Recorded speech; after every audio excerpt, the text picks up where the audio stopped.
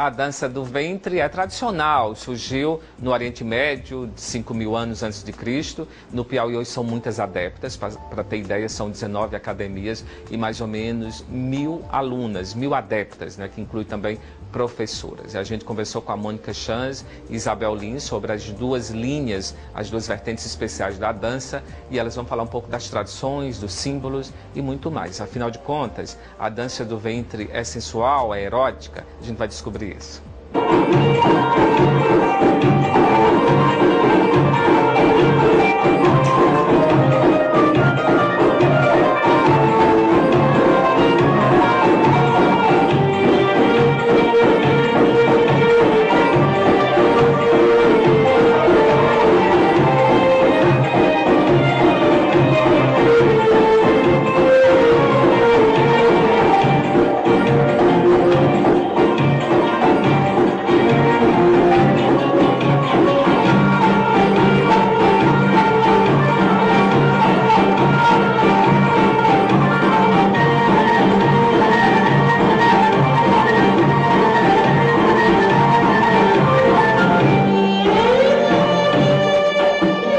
A dança do ventre está criando cada vez mais adeptas no Brasil e no mundo. No Piauí não seria diferente. Segundo dados oficiais, são 19 companhias, mais de 1.000 adeptas aproximadamente. E a gente vai conhecer um pouco mais desses valores, tradições e também as duas linhas dominantes, não é? Principalmente. A Mônica está aqui, a professora, ela representa o estilo mais clássico, e a Isabel, o lado mais contemporâneo. Segundo a Isabel, são 130 alunas que ela reúne aqui no seu estúdio. A gente vai começar falando com a Mônica, que é toda sensualidade, jornalista, publicitária, dançarina, enfim, sempre há tempo para essas novidades. E fazendo pós-graduação em gestão de projetos pela Universidade de São Paulo e dançando também, que é a grande paixão, Rivanildo.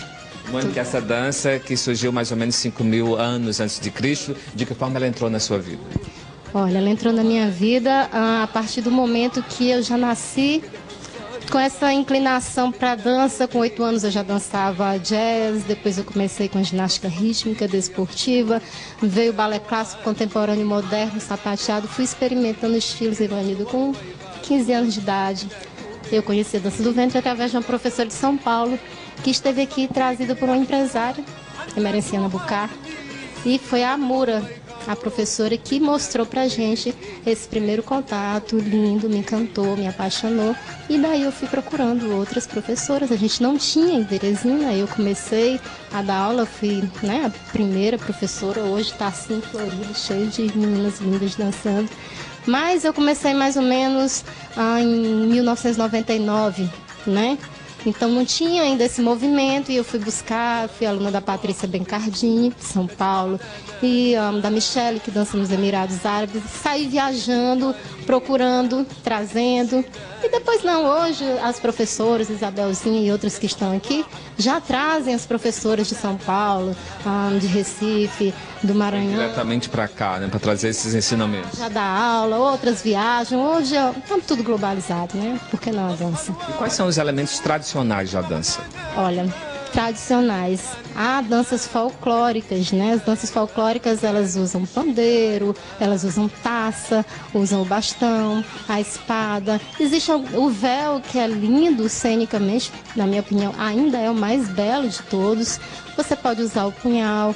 E hoje em dia, sim, são acrescidos alguns outros elementos mais para cenário, para ilustrar, como a dançar com a serpente, que não seria bem uma tradição, mas um elemento significativo. A serpente está presente quando se fala, a imaginação já nos leva a esse símbolo. Por que tem essa vinculação? Na época dos faraós do Antigo Egito, que é um dos principais berços da dança do ventre, eles tinham uma simbologia da serpente nos seus adereços, porque eles acreditavam que a serpente simbolizava a sabedoria e a imortalidade. Nada tem a ver com a nossa cultura ocidental, judaico-cristã, de que seria o pecado, a maçã mordida. Essa simbologia, ela não está ligada à dança do ventre, embora exista, vamos dizer assim, uma dúvida nebulosa. A maioria das pessoas não conhece bem e atribui essa questão sensual. É serpente, é pecado. Não seria bem por aí, mas pela sabedoria. A serpente, ela tinha um movimento muito difícil de se compreender. Como a bailarina, quando se ondula, parece que quem está assistindo que ela é uma pessoa meio mitológica. Não se entende como aquela ondulação acontece. É misteriosa, sim, remete à sabedoria, ao imortal, e é por aí.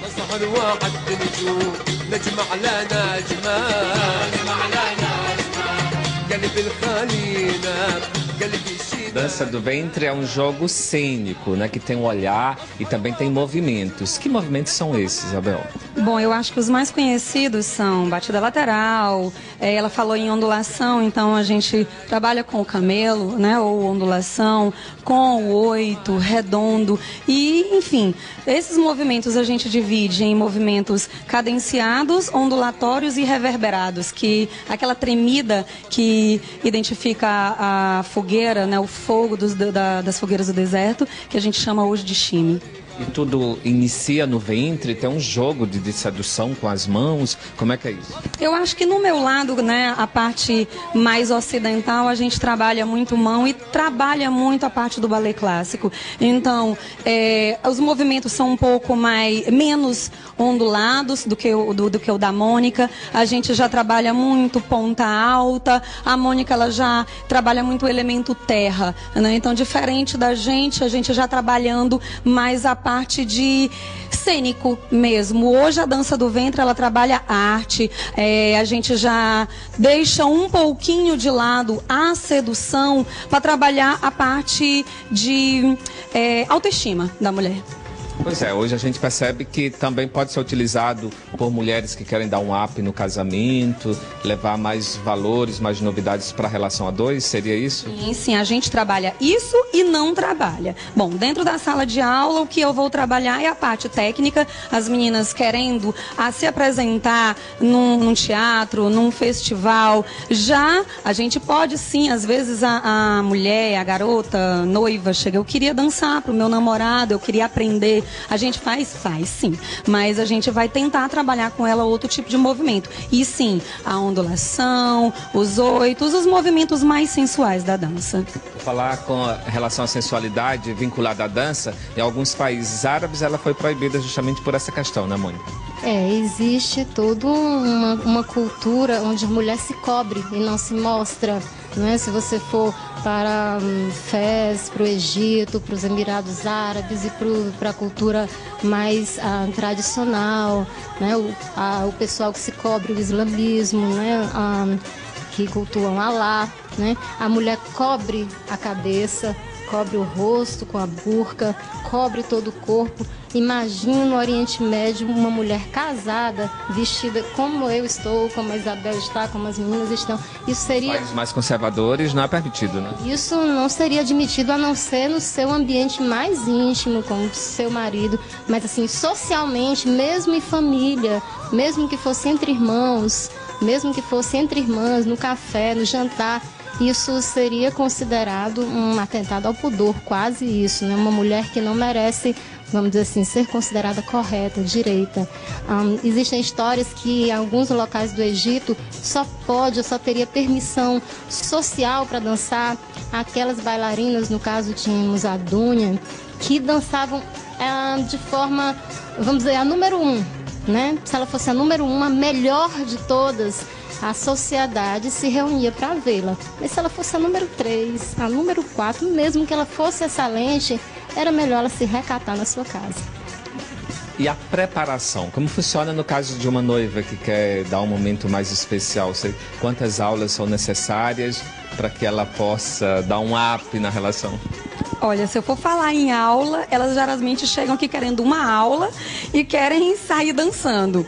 Impossível, né? Mas a gente prepara uma noiva 4 aulas para ela, uma coisa muito rápida e que, enfim, vai ser numa intimidade, não vai ter técnica e vai ser só pro amor dela. Então, do jeito que a gente for ensinar, com a delicadeza, a gente vai conseguir. Mas, para você se apresentar, são anos de dança. A Mônica tem mais de 12, 13 anos de dança, né? Eu tô com 8 anos de dança. E pra gente é sempre um estudo. E a indumentária, ela é particular? Vocês fazem aqui, compram fora? Como é que isso é colocado em cena na dança? Bom, a Mônica estava falando aqui em off que ela tem a sorte de ter uma bordadeira em casa, graças a Deus. A mãe dela borda com perfeição. A gente não. Nós temos costureiras aqui que trabalham com as roupas. A gente cria ou pega da internet. Às vezes as meninas têm uma vontade de ter uma roupa igual. Claro que não vai ficar igual. Senão, a gente vai ter que optar por estilistas, por ateliês fora, e uma roupa chega a R$2.000.